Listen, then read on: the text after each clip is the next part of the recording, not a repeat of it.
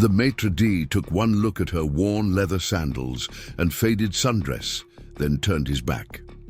Right there in the marble foyer of Le Jardin Noir, Manhattan's most exclusive French restaurant, where CEOs waited months for reservations and Michelin stars adorned the entrance like medals of honor, Elena Rodriguez stood quietly, her weathered canvas bag hanging from her shoulder, as other diners in designer suits and cocktail dresses glided past her, their jewelry catching the crystal chandelier light.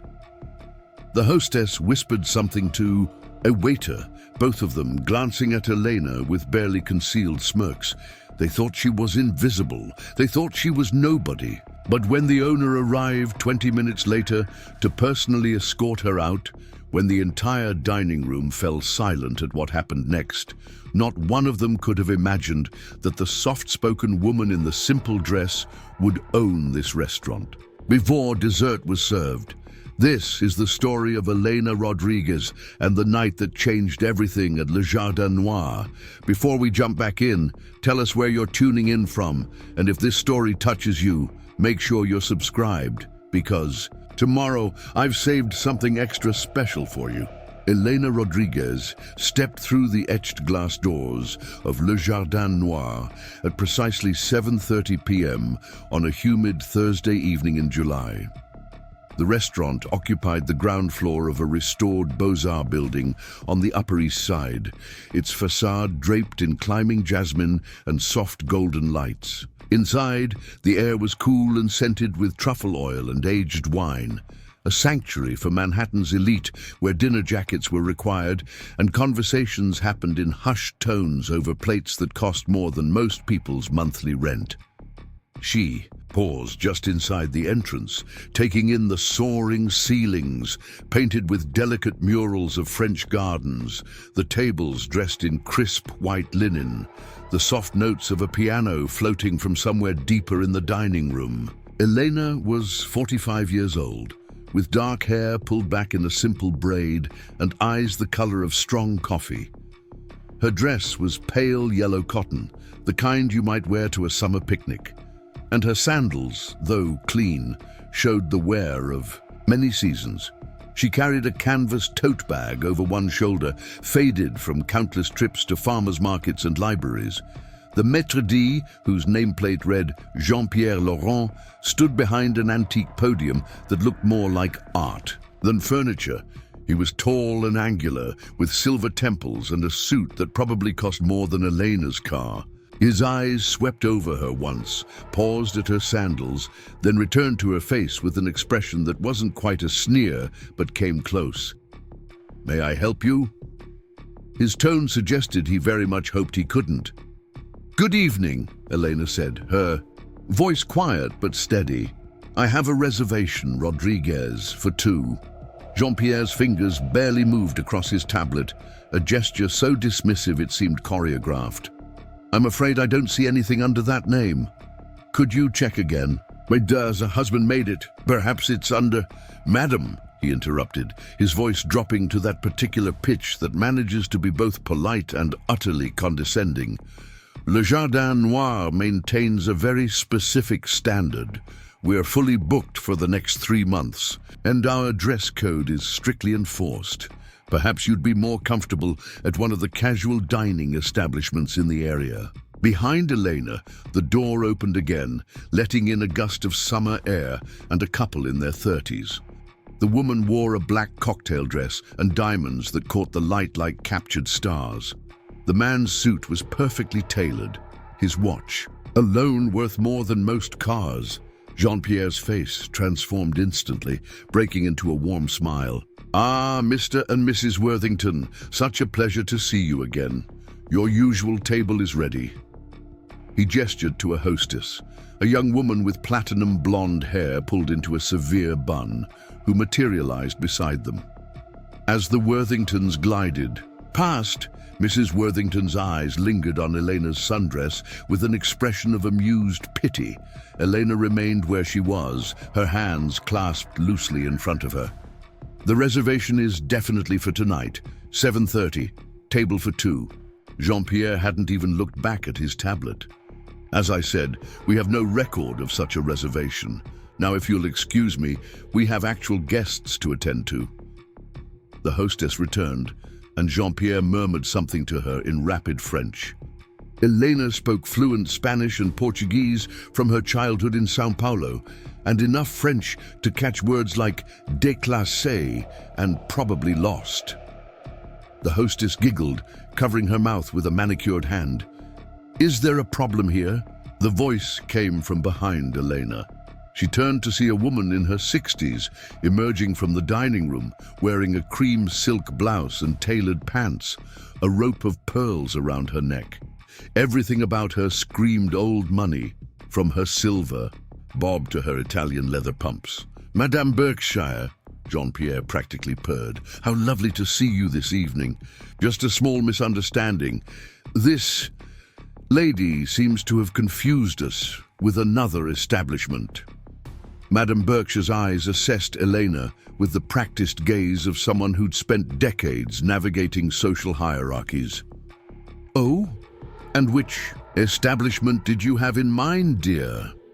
Before Elena could respond, Jean-Pierre interjected smoothly, "I was just suggesting some of the more accessible options in the neighborhood. There's a charming little bistro 3 blocks down that doesn't require reservations." "How thoughtful of you, Jean-Pierre," Madame Berkshire said, though something in her tone suggested she found him anything but. She turned back to Elena. "Though I must say, their coco vin is quite pedestrian compared to what Chef Durant prepares.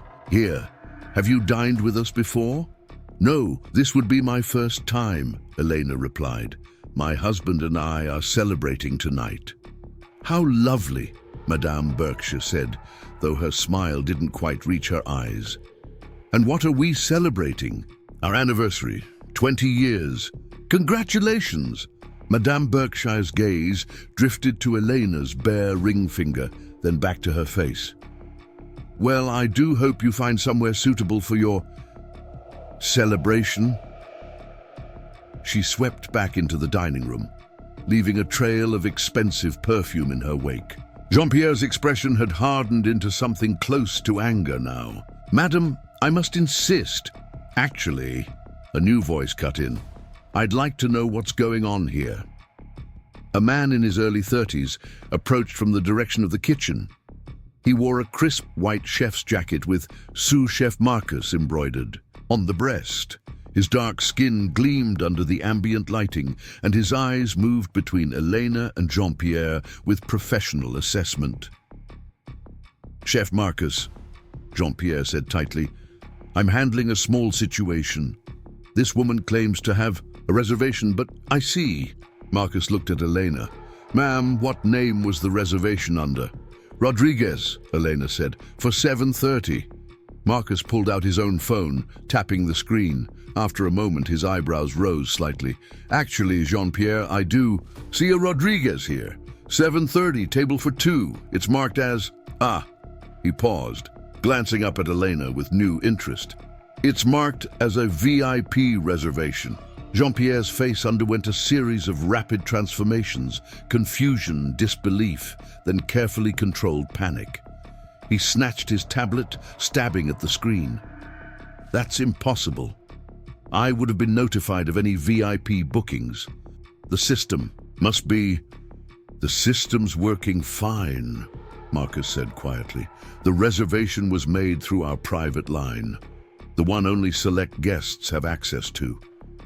The color drained from Jean-Pierre's face. He looked at Elena again, this time really looking, trying to see past the simple dress and worn sandals. There must be some mistake. Surely someone who would have access to that line would what?" Elena asked mildly. "Dress differently?" Before Jean-Pierre could respond, a commotion arose near the bar. Preparing and narrating this story took us a lot of time, so if you are enjoying it, subscribe to our channel. It means a lot to us. Now back to the story.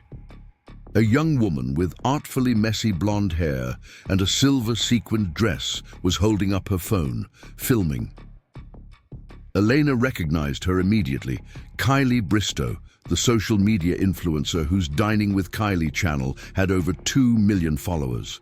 "Oh my God, you guys, you won't believe what's happening at Le Jardin Noir right now," Kylie said into her phone, her voice carrying across the foyer. "They're literally refusing to seat this poor woman because of how she's dressed. This is exactly the kind of elitist garbage I've been talking about. The gatekeeping in these high-end places is absolutely toxic." Other diners were starting to notice. Phones emerged from purses and jacket pockets. The soft murmur of conversation in the dining room faded as more people turned to watch the scene unfolding in the foyer. Jean-Pierre's Adam's apple bobbed as he swallowed. "Perhaps we could discuss this in my office?" "Oh no," Kylie called out, sauntering closer with her phone still recording. "Let's discuss it right here. This is Elena, everyone." She turned the camera to Elena, who looked faintly bemused. "Elena, tell my followers what just happened." "I simply came for dinner," Elena said. "I have a reservation." "She has a reservation," Kylie repeated into her phone, "but they won't seat her because she's not wearing designer labels in 2024. Can you believe this?" More phones were recording now. A man in a business suit had actually stood up from his table to get a better angle. 2 women at the bar were whispering furiously to each other while filming. Jean-Pierre's hands were shaking slightly as he adjusted his tie. "This is all a misunderstanding. If Madam would just check the reservation again," Marcus suggested, his voice carefully neutral. "Check who made it." Jean-Pierre tapped his tablet with unsteady fingers. His face went from pale to ashen. It says..." He cleared his throat.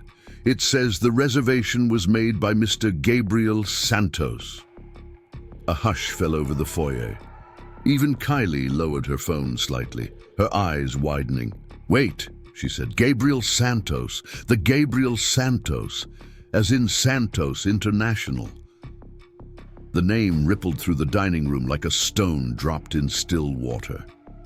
Gabriel Santos, the Brazilian-American tech billionaire who'd built his fortune from nothing, whose companies spanned everything from renewable energy to artificial intelligence. The man who'd been on the cover of Forbes just last month under the headline, "The Quiet Revolutionary." Elena stood perfectly still as understanding dawned on faces around her. The simple dress, the worn sandals, the lack of jewelry except for... Oh, wait. Several people now noticed the thin platinum band on her right hand, so understated it was almost invisible. The kind of quiet luxury that only the truly wealthy could afford. Kylie's voice had changed completely. "Oh my God.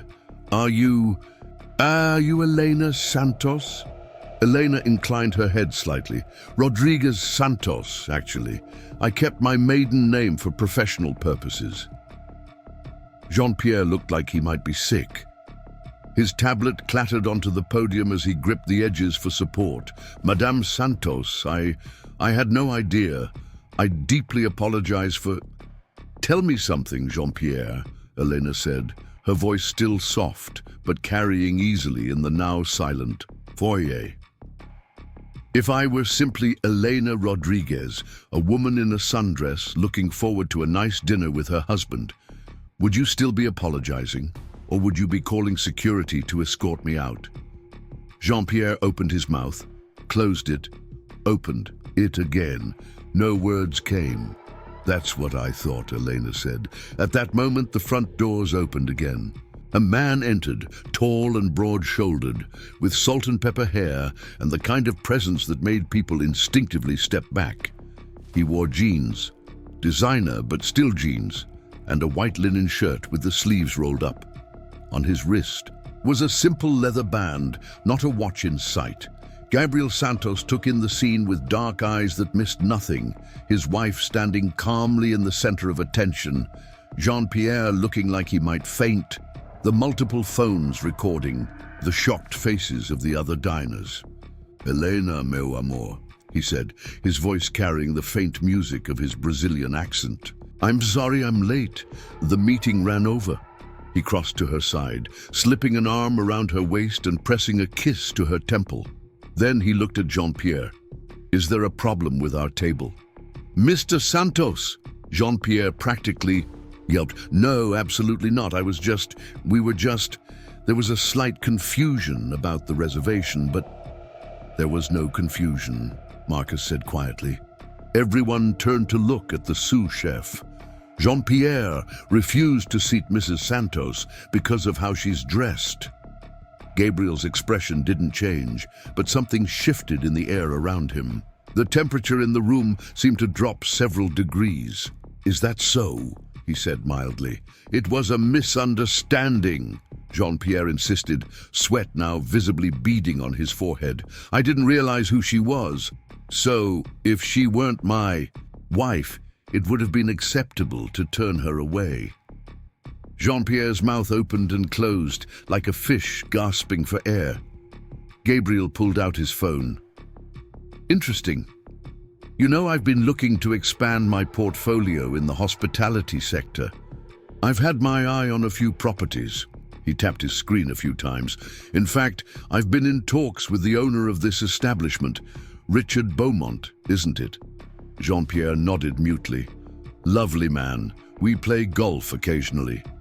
Gabriel continued tapping. "He's been wanting to sell for a while now. Something about wanting to spend more time at his vineyard in Napa." He looked up. "Tell me, Jean-Pierre, how long have you worked here?" 15 years, Jean-Pierre whispered. 15 years. Gabriel nodded thoughtfully. "And in those 15 years, how many other people have you turned away because they didn't meet your personal standards of appearance?" Jean-Pierre didn't answer. Gabriel put his phone to his ear. "Richard? Yes, it's Gabriel.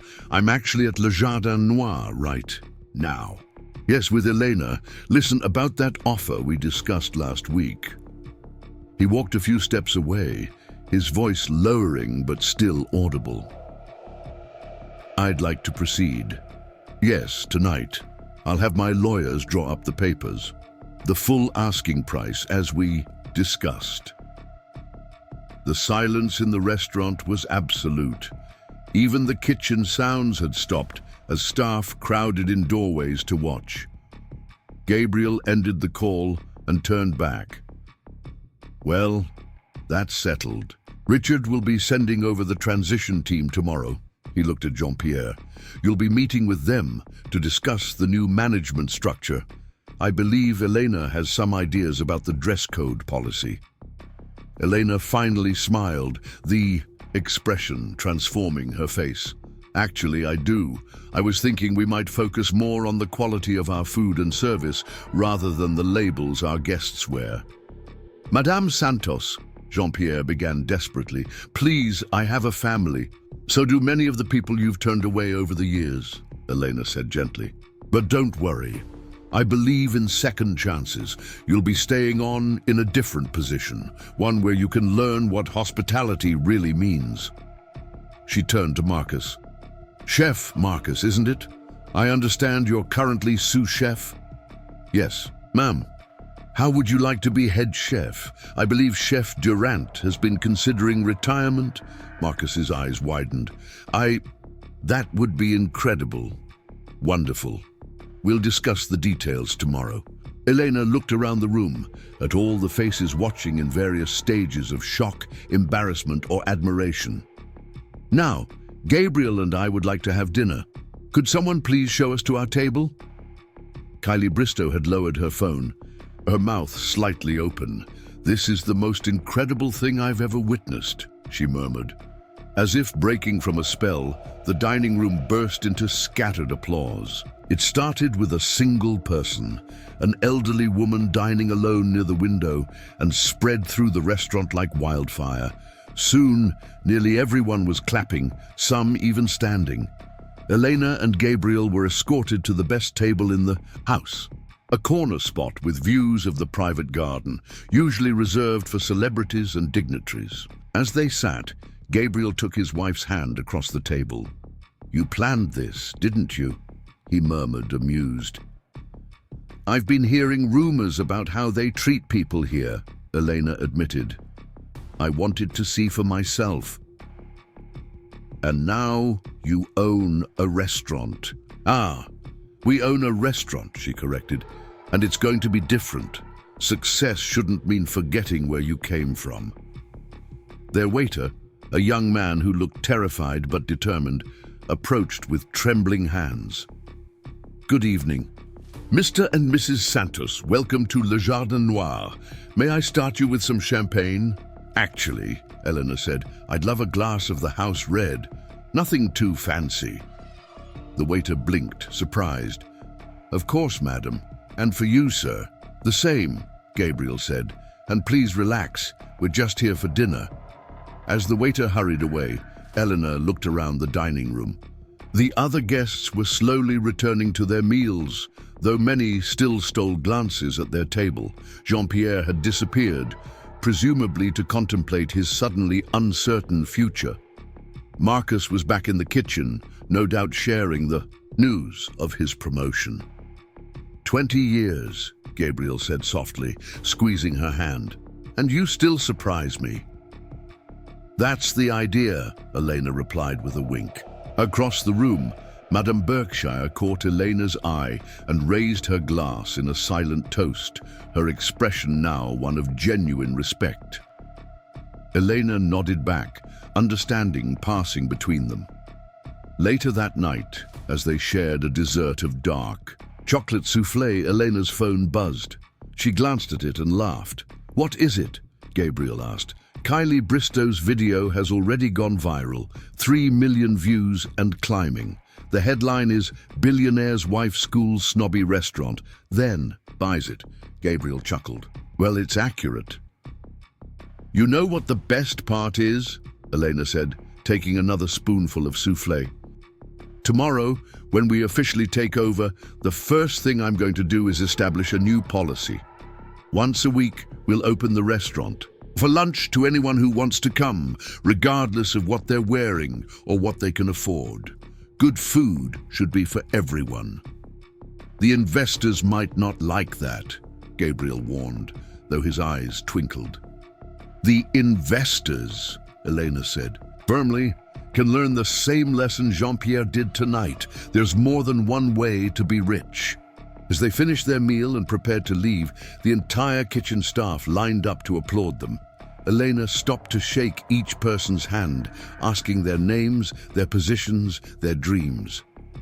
By the time they reached the door, she'd promised to review everyone's salaries and implement a new training program for aspiring chefs from underserved communities. Outside, the summer night was warm and fragrant with jasmine from the restaurant's facade. They walked hand in hand down the street, Elena still in her simple sundress, Gabriel in his jeans, looking like any other couple out for an evening stroll. "You know," Gabriel said as they reached their car, a modest Tesla rather than the Bentley everyone would expect, "you could have just told them who you were from the start. And miss all the fun." Elena laughed. "Besides, now we know exactly what needs to change, and Jean-Pierre knows it too." "You're not really going to fire him?" "Of course not. But he's going to spend the next 6 months working as a host at our community lunch program. I think it'll be good for him." Gabriel shook his head, smiling. 20 years, and you're still teaching me about business." "Not business," Elena corrected as they drove away. "People. It's always about people." The next morning, when Jean-Pierre arrived for work, he found his nameplate had been replaced. Instead of Maître D, it now read Community Outreach Coordinator. On his podium was a handwritten note. "Dear Jean-Pierre, your new position begins today. You'll be working with our team to ensure everyone who walks through our doors feels welcome, regardless of their appearance or bank account. This is your chance to learn what true hospitality means. Elena Rodriguez Santos, P.S. Comfortable shoes are recommended. You'll be on your feet a lot." And that was how Le Jardin Noir once the most exclusive restaurant in Manhattan, became known as the place where everyone was welcome, as long as they were hungry and kind. The waiting list actually grew longer, not shorter, as people clamored to dine at the restaurant with a heart. As for Elena, she continued to show up in her simple dresses and comfortable sandals, greeting guests and checking on the kitchen, proving every day that true elegance has nothing to do with what you wear, and everything to do with how you treat others. The viral video of that night remained Kylie Bristow's most watched post ever, but the real story, the one that mattered, was written in the countless lives touched by a restaurant that remembered what hospitality really meant.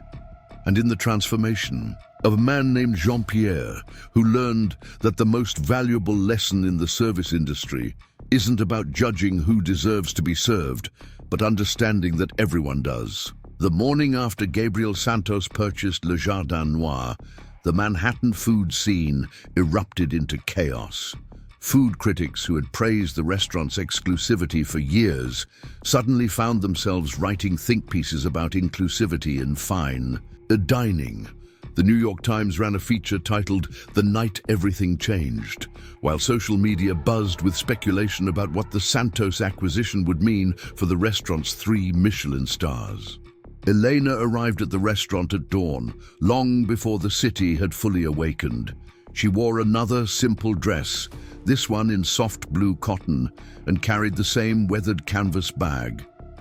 The jasmine climbing the building's facade was heavy with dew, its sweet scent mixing with the aroma of fresh bread from a nearby bakery. Inside, she found the kitchen already alive with activity. Marcus, the newly promoted head chef, was reviewing inventory with his team, his white jacket crisp and his movements precise. When he saw Elena, he straightened immediately. "Mrs. Santos, good morning. I didn't expect you so early. Please, call me Elena." She surveyed the gleaming steel surfaces, the carefully organized stations. "I wanted to get a feel for the place before we open, and I have some ideas I'd like to discuss." Over the next hour, they walked through every inch of the restaurant.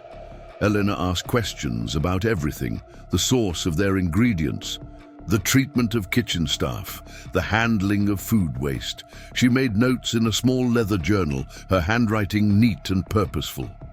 "Tell me about the community lunch program you mentioned last night," Marcus said as they paused by the pastry station. Elena's eyes lit up. "Every Thursday, we'll open for lunch with a special menu.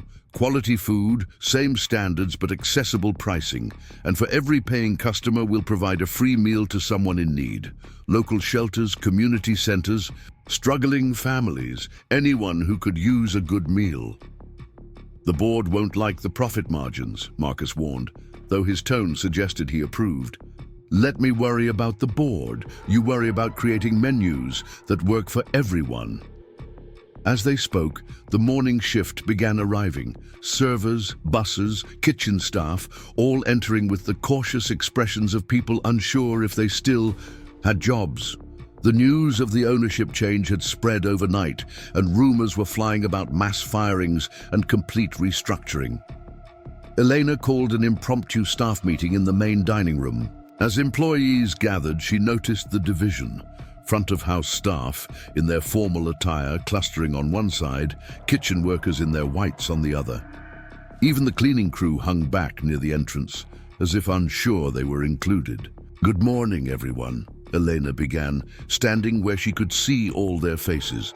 "I know you're all wondering about your futures here. Let me start by saying this. No one is losing their job because of the ownership change. However, some roles will evolve." A collective exhale seemed to ripple through the room. "Le Jardin Noir has a reputation for excellence," she continued. "That won't change. What will change is our definition of what excellence means.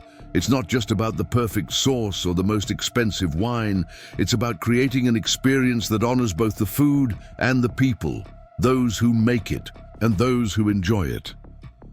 She outlined her vision: maintained standards for culinary excellence, but with an emphasis on warmth and genuine hospitality. The community lunch program, training opportunities for staff to advance their careers, a new policy where employees could enjoy a meal at the restaurant once a month with their families at no cost. "But what about our clientele?" asked Vivian, a senior server who'd worked there for a decade. "Many of our regulars come here specifically because it's selective." "Those who appreciate good food and good service will continue to come," Elena replied. "Those who only came to feel superior to others, well, they'll have to find somewhere else to feed their egos." Near the back, she spotted Jean-Pierre, who had slipped in late and was trying to remain invisible behind a marble column. His usual imperious demeanor had been replaced by something closer to shell shock. "Jean-Pierre," she called out, "please join us." He emerged reluctantly, his perfectly pressed suit somehow looking less imposing than it had the night before. The other staff members watched with poorly concealed curiosity. Many had suffered under his rigid enforcement of the restaurant's elitist policies. "I want to be clear about something," Elena said, addressing the room but looking at Jean-Pierre. "What happened last night was not just about one person's mistake.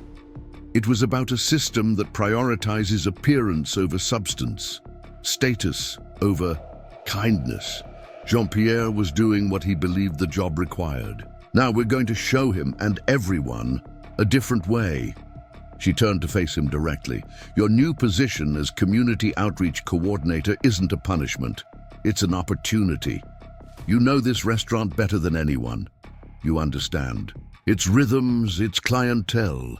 That knowledge will be invaluable as we expand our reach." Jean-Pierre's voice was hoarse when he spoke. "And what exactly would this position entail?"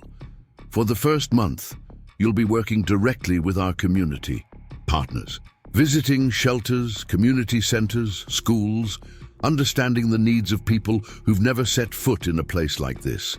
Then, you'll help design programs that bring fine dining experiences to those communities and bring those communities to us." "You want me to?" He swallowed hard. "Work with the homeless." "I want you to work with people," Elena corrected gently. "All kinds of people. The same attention to detail you applied to keeping certain people out. Apply it to bringing people in." The meeting continued for another hour, with Elena fielding questions and concerns. By the end, the mood had shifted from anxiety to cautious optimism. As staff dispersed to prepare for the lunch service, many approached Elena individually to share ideas or express gratitude. Around 10 a.m., as Elena was reviewing financial documents in what had been the general manager's office, her assistant, a young woman named Maria, whom Gabriel had sent over from Santos International, knocked on the door. "Mrs. Santos, there's someone here to see you. She says she's from last night." Elena looked up to find Kylie Bristow standing in the doorway, looking remarkably different from the night before. Gone were the sequined dress and perfect makeup. Instead, she wore jeans and a simple t-shirt, her blonde hair pulled back in a ponytail. "I hope I'm not interrupting," Kylie began, seeming uncharacteristically nervous. I wanted to apologize." "Apologize? For what?" "For filming without permission, for turning your moment into content. I've been thinking about it all night, and I realized I was part of the problem. I saw what was happening to you, and my first instinct was to capitalize on it, not to actually help." Elena gestured to a chair. "Please, sit. Would you like some coffee?" As Maria brought in a tray with coffee and pastries from that morning's kitchen prep, Kylie continued, "The video got 5 million views overnight. My follower count doubled, but all these comments. People are talking about you and what you did, not about me, and that feels right somehow." "You brought attention to an important issue," Elena said, pouring coffee into delicate porcelain cups. "That has value. But I did it for the wrong reasons. for clicks and views, not because I actually cared about changing anything. Kylie accepted her cup, wrapping her hands around it. I've built my whole career on documenting the lifestyle of the ultra-wealthy. Designer halls, exclusive restaurant reviews, private jet tours. And last night, watching you, I realized I've been perpetuating the same system that tried to shut you out. Elena studied the young woman across from her. Beneath the influencer persona, she saw someone genuinely grappling with their role in a larger problem. "What do you want to do about it?" Elena asked. "I want to help, really help.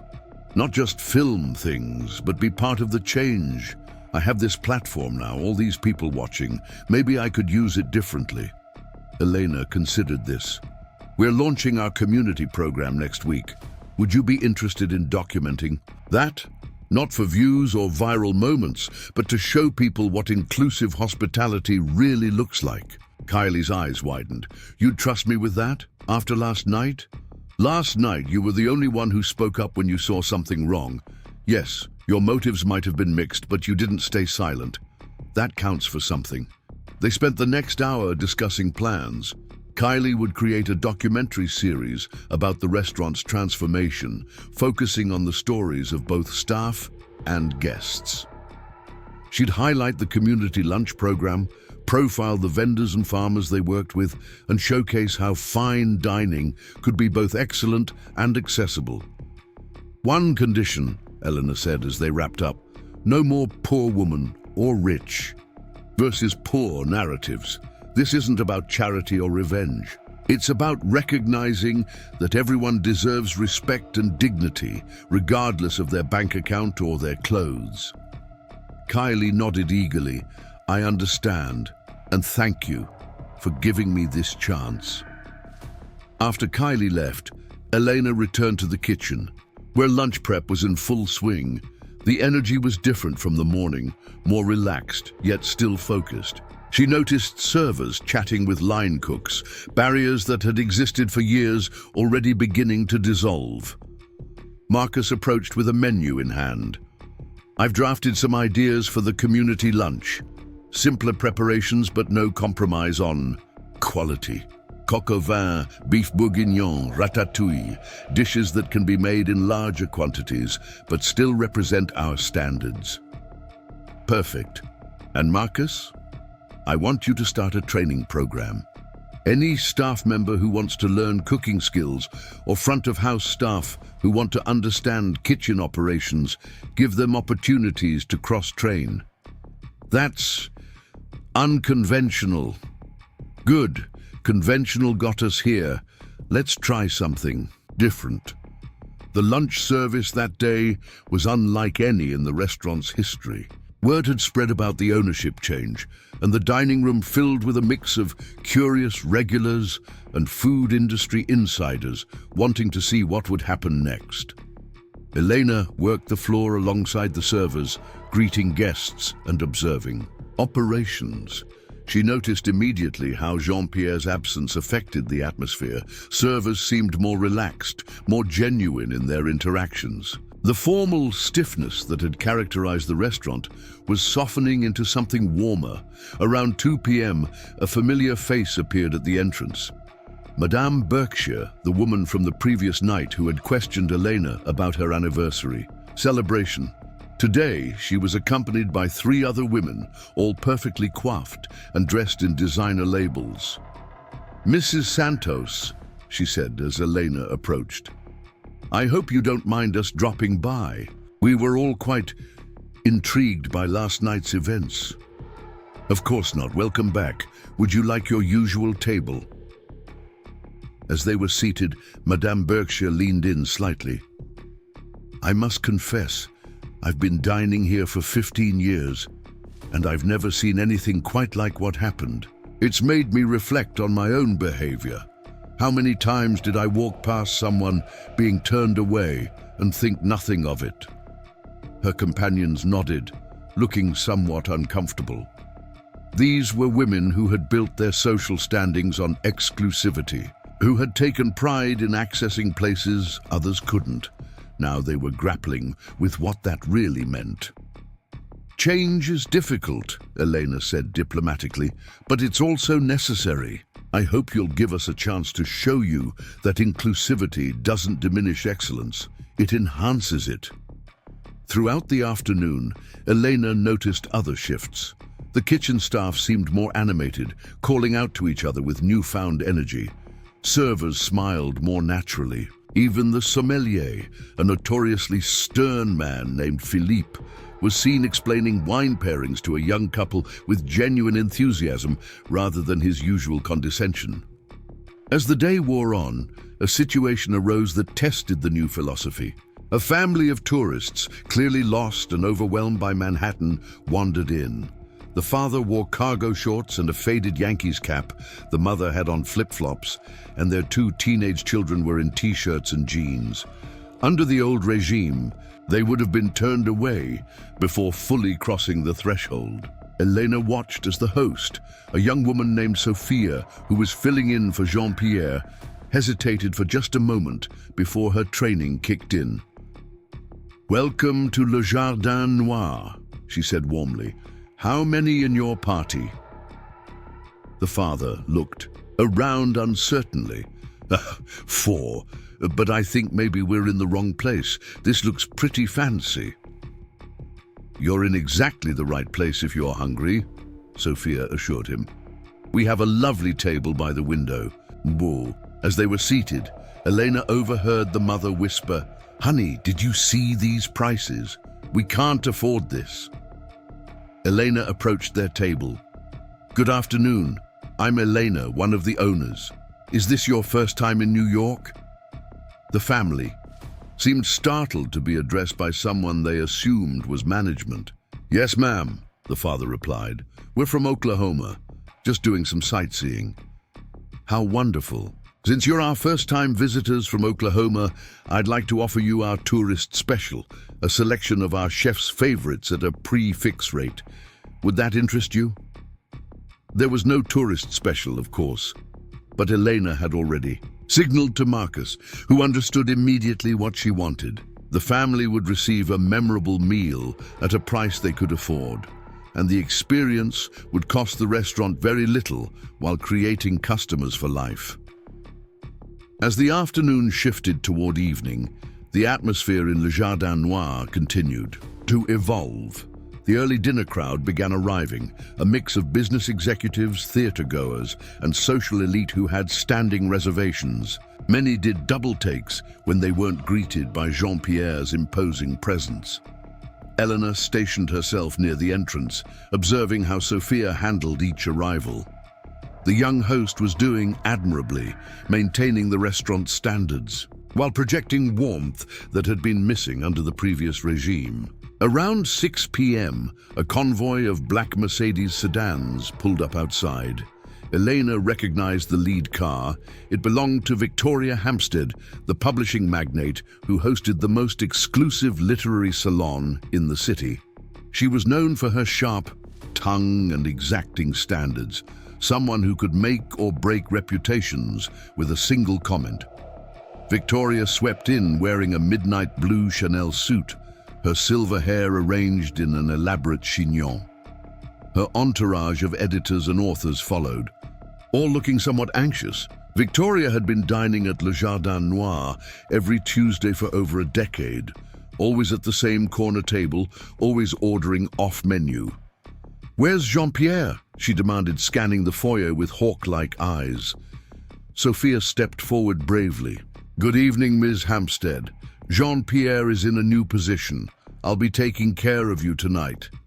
Victoria's perfectly penciled eyebrows arched dangerously. "New position? And who exactly are you?" Before Sophia could respond, Elena intervened. "Ms. Hampstead, I'm Elena Santos, the new owner. Jean-Pierre is heading up our community outreach program now." Victoria's eyes narrowed as she took in Elena's simple dress and flat shoes. "Santos, you're the woman from that viral video, the one who bought this place in some sort of dramatic gesture." "I prefer to think of it as a strategic acquisition," Elena replied smoothly. Your table is ready as always, though I should mention we've made some changes to our service approach. Changes? Victoria's tone suggested she ranked changes somewhere between tax audits and root canals. What sort of changes? The kind that ensure everyone who walks through our doors receives the same level of excellence, regardless of their perceived status or appearance. A hush fell over the foyer. Victoria's entourage exchanged nervous glances. This was the woman who had once had a waiter fired for serving from the wrong side, who had publicly berated a Pulitzer Prize winner for using the wrong fork. Victoria studied Elena for a long moment. I see. And does this new philosophy extend to the kitchen? Have you compromised Durant's menu as well? Chef Durant retired this morning, Elena said evenly. Chef Marcus has maintained every standard while adding some innovative touches.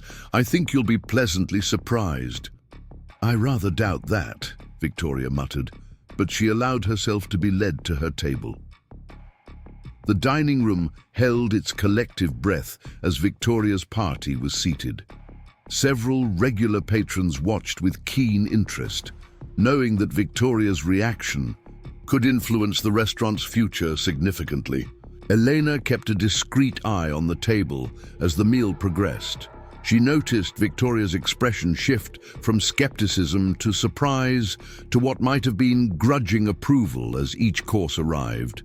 The salmon gravlax with cucumber foam, the duck, confit with cherry reduction, the dark chocolate souffle, each dish was executed flawlessly. Halfway through the meal, Victoria beckoned Elena over. "This Marcus," she said without preamble. "Where did he train?" "He's been sous chef here for 3 years.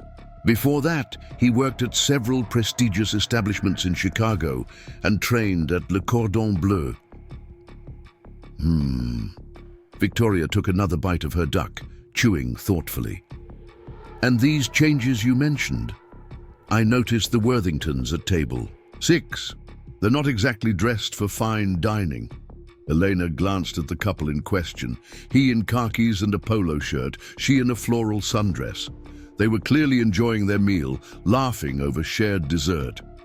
"They're celebrating their anniversary," Elena said. 30 years they saved for months to come here. Under Jean-Pierre, they wouldn't have made it past the door. No, they wouldn't have. And we would have missed the opportunity to be part of their special day. Victoria was quiet for a moment, studying Elena with calculating eyes. "You really believe this can work? Mixing everyone?" "I believe excellence and inclusivity aren't mutually exclusive. In fact, I think they enhance each other." Later, as Victoria's party prepared to leave, she pulled Elena aside. "The food was superb," she admitted, sounding almost annoyed by the fact. "And I suppose there's something to be said for the energy in the room tonight. It's different." "Different good or different bad?" A ghost of a smile crossed Victoria's lips. "I haven't decided yet, but I'll be back next Tuesday to continue my assessment." As the evening progressed, the restaurant filled to capacity. The mix of diners was more diverse than ever. Business moguls next to young couples, tourists beside longtime regulars, food critics scribbling notes while families celebrated special occasions. Near closing time, Elena found Jean-Pierre in the small office that had been assigned to him for his new role. He was surrounded by papers, contact information for shelters, community center schedules, preliminary budgets for the lunch program. "How was your first day?" she asked, leaning against the doorframe. He looked up, exhaustion, and something else, humility perhaps, evident in his features. "Enlightening. I visited 3 shelters and a community center, met with their directors. I had no idea. No idea about what? About the need, about the people. I spent 20 years keeping people out, judging them by their appearance, their perceived worth. Today, I met a former professor living In a shelter, a chef who lost everything in a fire, children who've never eaten in a real restaurant. He rubbed his eyes. I've been a fool. Elena moved into the room, taking a seat across from him. We've all been fools in different ways. The important thing is what we do once we realize it. The shelter directors were skeptical at first. Who could blame them? But when I explained our program, showed them the menus Marcus created, there was such hope in their eyes. That's what this is about, Elena said softly. Hope, dignity, the belief that everyone deserves beauty and excellence in their lives, even if just for a meal. Jean-Pierre nodded slowly. I have a proposal for the Thursday lunch. What if we didn't just invite people to come here? What if we also brought the restaurant to them? Pop-up dining experiences at the shelters, proper service, real china, and silverware. Show people what's possible. Elena smiled. That's exactly the kind of thinking we need. Work up a proposal. Include costs, logistics, staffing needs. We'll make it happen. As she stood to leave, Jean-Pierre called out, Mrs. Santos, Elena, thank you for the second chance. Everyone deserves one, she replied. Sometimes we just need someone to remind us of that. The restaurant was nearly empty now, just the closing crew finishing their duties. Elena made her way through the dining room, adjusting a flower arrangement here, straightening a chair there. The space felt different already, lighter somehow, as if the very walls had absorbed the day's changed energy. She found Marcus in the kitchen, reviewing prep lists for tomorrow. How do you think it went? She asked. He looked up, exhaustion battling with satisfaction on his face. Better than I expected. The staff adapted quickly, and the guests. Most seemed to embrace the changes, or at least give them a chance. And the food. Every plate came back clean, even Victoria Hampstead's, and she's notorious for finding fault with everything. Elena laughed. She actually complimented you in her way. That's terrifying and gratifying in equal measure. Marcus hesitated, then added, I have some ideas for the community lunch menu. Using seasonal ingredients, dishes that can scale up but still maintain quality. And I'd like to involve the whole kitchen crew. Give everyone a chance to contribute recipes, techniques from their own backgrounds. I love that idea. Make it happen. As she was about to leave, a thought struck her. Marcus, what made you speak up last night, when Jean-Pierre was trying to turn me away? He considered the question carefully. My grandmother used to clean houses for wealthy families. She'd come home with stories about how they treated her, like she was invisible or worse. She was brilliant, spoke 3 languages, had been a teacher in Haiti before coming here, but to them, she was just the help. I guess I saw her in you in that moment, someone being dismissed based on appearance alone. Elena felt her throat tighten. Thank you for seeing me. Thank you for seeing all of us, Marcus replied, for seeing what this place could be. Outside, the city hummed with its eternal energy. Taxis honked, late-night revelers laughed on street corners. The quay subway rumbled beneath the streets. Elena stood on the sidewalk for a moment, looking up at the restaurant's elegant facade. The jasmine was blooming more fully now, its fragrance carrying on the warm night air. Her phone buzzed. Gabriel. How did it go? His message read, better than expected, she typed back, but this is just the beginning. I never doubted you for a moment. Dinner at home, I made feijoada. She smiled. Her husband, billionaire tech mogul, still insisted on cooking the simple Brazilian dishes of his childhood. It was one of the things she loved most about him, his understanding that authenticity mattered more than appearances. Perfect. I'll bring wine from the restaurant. Something unpretentious. As she walked to her car, a hybrid SUV, practical rather than flashy, Elena reflected on the day. Real change wouldn't happen overnight. There would be resistance, setbacks, critics who would celebrate any misstep. But tonight, in that kitchen, in that dining room, something had shifted. A small revolution had begun, one meal at a time. Tomorrow would bring new challenges. The community program launch needed planning. Staff training programs had to be developed. The board would need convincing that profit and principle could coexist. There would be difficult conversations, careful negotiations, moments of doubt. But tonight, Elena Rodriguez Santos felt something she hadn't experienced in a long time. The quiet satisfaction of a day well spent, of walls broken down and bridges rebuilt. Tomorrow she would continue the work of transformation, but tonight she would go home to her husband, share a simple meal, and plan the next small revolution. The stars were coming out over Manhattan, barely visible against the city's glow, but there nonetheless. Like hope, Elena thought. Sometimes you had to look carefully to see it, but it was always there, waiting to be recognized. As her car pulled away from the curb, a figure watched from the restaurant's upper window. Jean-Pierre stood in his new office, seeing the street from a different perspective than his old post at the maître d' podium. His phone was open to the shelter director's contact information, his desk covered with community outreach plans. Change, he was learning, could be as frightening as it was necessary. But for the first time in 15 years, he felt something beyond the rigid satisfaction of maintaining standards.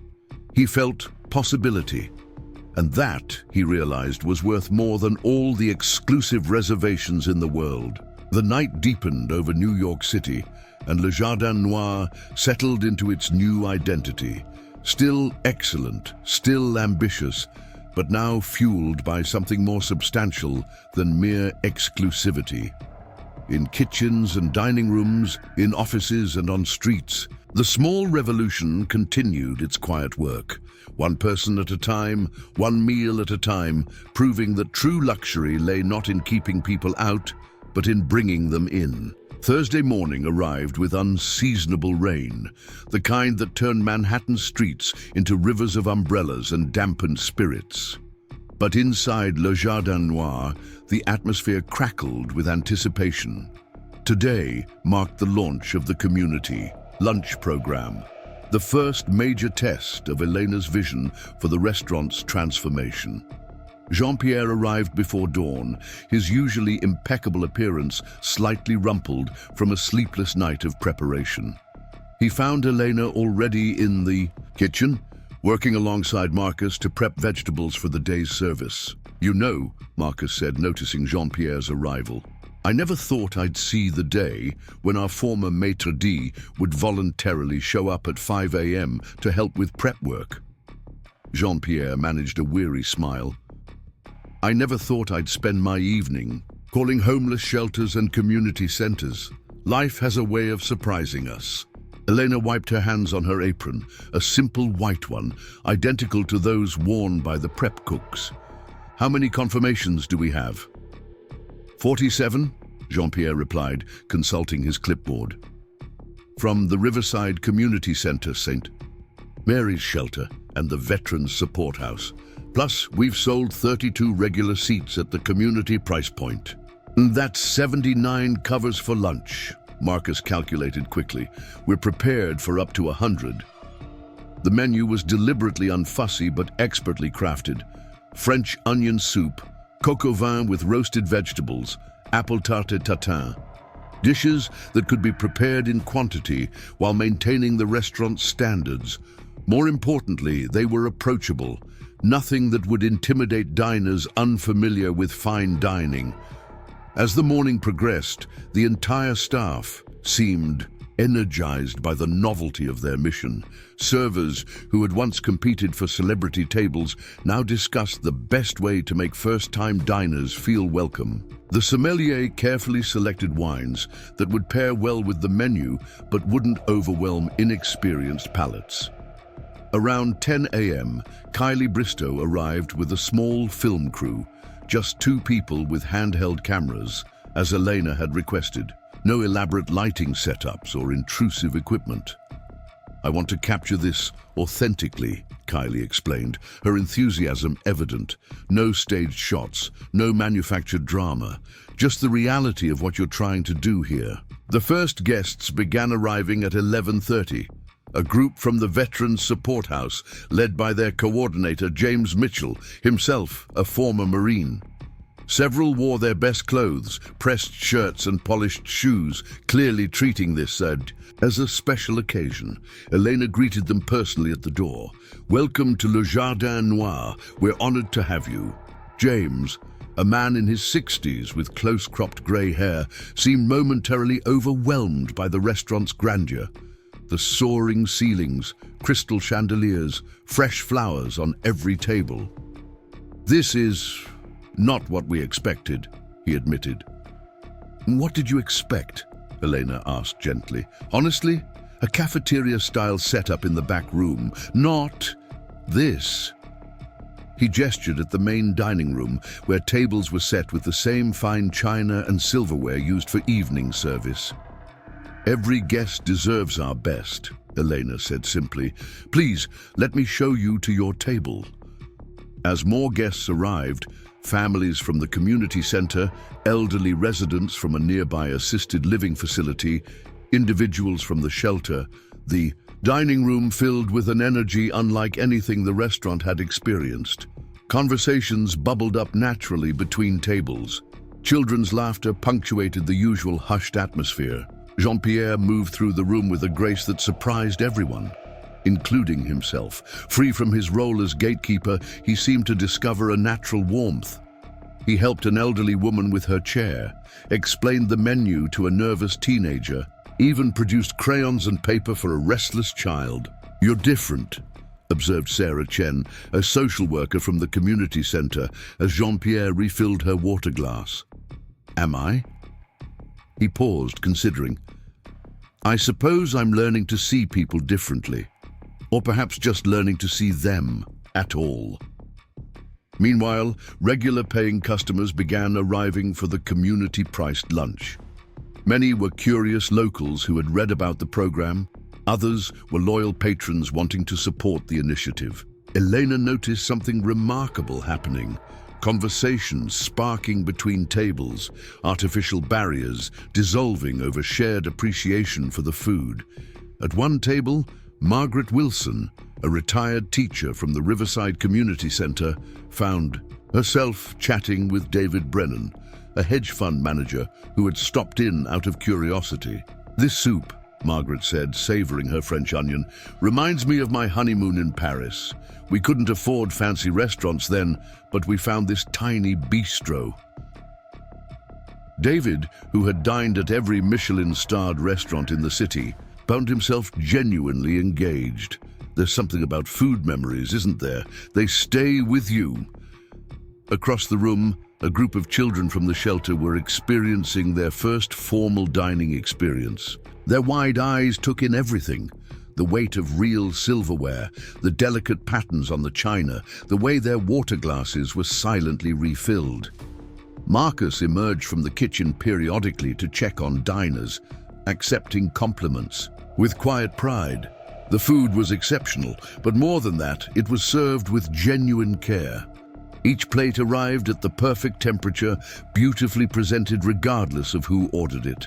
The surprise of the day came when Richard Beaumont, the restaurant's previous owner, walked in unannounced.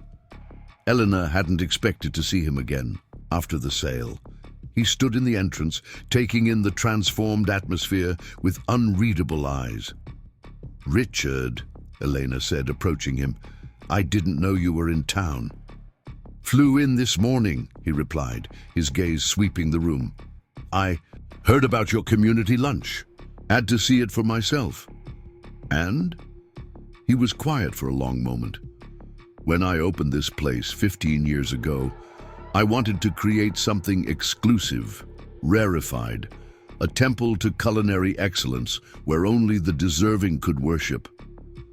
He chuckled, ruefully. "I see now how small that vision was." He gestured to the dining room, where a shelter resident was sharing a laugh with a corporate executive at the next table, where children were learning proper napkin placement from an attentive server, where Jean-Pierre was explaining wine pairings to first-time wine drinkers with infectious enthusiasm. "This," Richard said softly, "this is what I should have built." As the lunch service wound down, Elena gathered the staff for a quick debrief. The numbers were impressive. They had served 93 guests with overwhelmingly positive feedback. More importantly, the atmosphere had been magical. Several paying customers had already made reservations for the following week's community lunch. "I overheard 3 different tables planning to come back," reported Sophia, the young host. "And Mr. Brennan, the hedge fund guy? He asked about sponsoring meals for an entire shelter next week." Jean-Pierre cleared his throat. "I've received 6 phone calls this afternoon from other restaurants. They want to know how we're structuring the program. There's interest in replicating it." Elena felt a surge of hope. This was exactly what she'd envisioned, not just changing one restaurant, but inspiring wider transformation. That evening, as the restaurant prepared for regular dinner service, a different kind of magic lingered in the air. The staff moved with renewed purpose, energized by the day's success. Even the most seasoned servers seemed to approach their work with fresh eyes. Around 8 p.m., an unexpected guest arrived. Nathaniel Armstrong, the notorious food critic whose reviews could make or break restaurants. He was known for dining anonymously, but his distinctive silver cane and precisely trimmed beard made him instantly recognizable to industry insiders. Elena watched as he was seated at a prime table, noting how the servers maintained their new approach. Warm but not obsequious, attentive without hovering. Armstrong ordered extensively, sampling dishes from across the menu. Throughout his meal, Elena observed him discreetly. He took meticulous notes, photographed each dish, engaged the sommelier in detailed discussion about wine pairings. His expression remained studiously neutral, offering no hints about his opinion. As he finished his dessert, a deconstructed lemon tart that Marcus had perfected that morning, Armstrong beckoned Elena over. "Mrs. Santos," he said, his voice carrying the authority of decades in food criticism, "I've been following your experiment with great interest." "I prefer to think of it as an evolution," Elena replied. "Indeed." He dabbed his lips with his napkin. "I must confess, I came here tonight expecting to find compromised standards, a dilution of excellence in service of misguided egalitarianism." Elena waited, her expression calm. "Instead," Armstrong continued, "I found something rather extraordinary.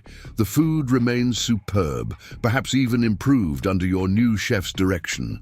But more than that, there's an energy here that was missing before. A warmth that enhances rather than diminishes the dining experience." He stood, gathering his cane. "I'll be publishing my review tomorrow. I think you'll find it favorable." After he left, Elena found herself in the quiet of her office, reflecting on the whirlwind of changes. Her phone buzzed with a message from Gabriel. "Investor meeting went well. They're intrigued by the community program, want to expand it to our other properties." She smiled, typing back, "One revolution at a time." A knock at her door interrupted her thoughts. It was Margot, the server who had shown a glimmer of conscience on that first night. "Mrs. Santos, do you have a moment?" "Of course. Please, sit."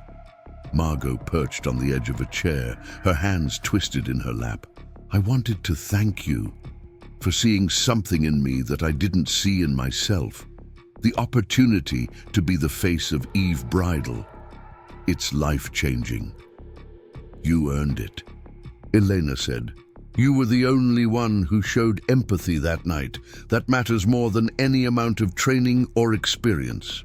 "I've been thinking," Margot continued, "about starting a mentorship program for young women in the service industry, teaching them not just skills, but confidence, dignity, The things no one taught me when I started. Elena leaned forward. Intrigued, tell me more. They talked for an hour, sketching out plans for a program that would partner with hospitality schools and community colleges, offering real-world experience and mentorship at Le Jardin Noir and other Santos properties. As Margot left, energized by possibilities, Elena realized this was the true power of transformation. It rippled outward, inspiring others to create their own waves of change. The next morning brought Armstrong's review in the Times. Le Jardin Noir, a masterclass in revolutionary excellence. He praised not only the food and service, but the restaurant's bold reimagining of what fine dining could be. Reservations flooded in, both for regular service and the community lunch program. 3 months later, Le Jardin Noir had become the most talked-about restaurant in New York, but not just for its food. The community lunch program had inspired similar initiatives at a dozen other establishments. Jean-Pierre's outreach work had created partnerships with organizations across the city. Margot's mentorship program had its first cohort of 20 young women. The revolution Elena had started was no longer confined to one restaurant. It was becoming a movement. On a crisp October evening, Elena stood in the kitchen, watching her team prepare for service. Marcus called out orders with confident authority. Jean-Pierre, who now split his time between community work and training staff in inclusive hospitality, was showing a new server how to properly decant wine. Margot was leading a group of her mentees through tableside service techniques. Gabriel appeared in the doorway, as he often did at the end of his workday. Ready to go home? Elena surveyed her domain one more time. The organized chaos of the kitchen, the warm glow of the dining room beyond, the sense of purpose that permeated every corner of the space. "You know what?" she said, untying her apron. "I think this is home. We just had to change the locks." He laughed, understanding perfectly. "Shall we stay for dinner then?" "Actually, I heard there's a charming little bistro 3 blocks down. Very accessible, no reservations required." Gabriel raised an eyebrow. "The one Jean-Pierre recommended that night?" "The very same. I've been meaning to try it. After all, good food should be for everyone." As they walked out into the Manhattan night, Elena reflected on how far they'd come from that first evening when she'd been turned away at the door. The jasmine on the building's facade was in full bloom now, its fragrance mixing with the autumn air. Through the windows, she could see the dining room coming alive, every table set with equal care, every guest welcomed with genuine warmth. The revolution wasn't complete. There would always be more work to do, more barriers to break down, more hearts and minds to change. But tonight, walking hand in hand with Gabriel down the sidewalk, Elena felt the satisfaction of knowing they had started something that couldn't be stopped. Behind them, Le Jardin Noir glowed like a beacon, no longer a temple to exclusivity, but a warm hearth where everyone was welcome to gather, to celebrate, to be seen and valued. The night was young, the city was alive with possibility, and somewhere, someone who had never thought they belonged in such a place was walking through those doors for the first time, about to discover that they had always deserved a seat at the table. The jasmine released its perfume into the night air, and New York City continued its eternal dance of transformation, one small revolution at a time. Up next, you've got 2 more standout stories right on your screen. If this one hit the mark, you won't want to pass these up. Just click and check them out.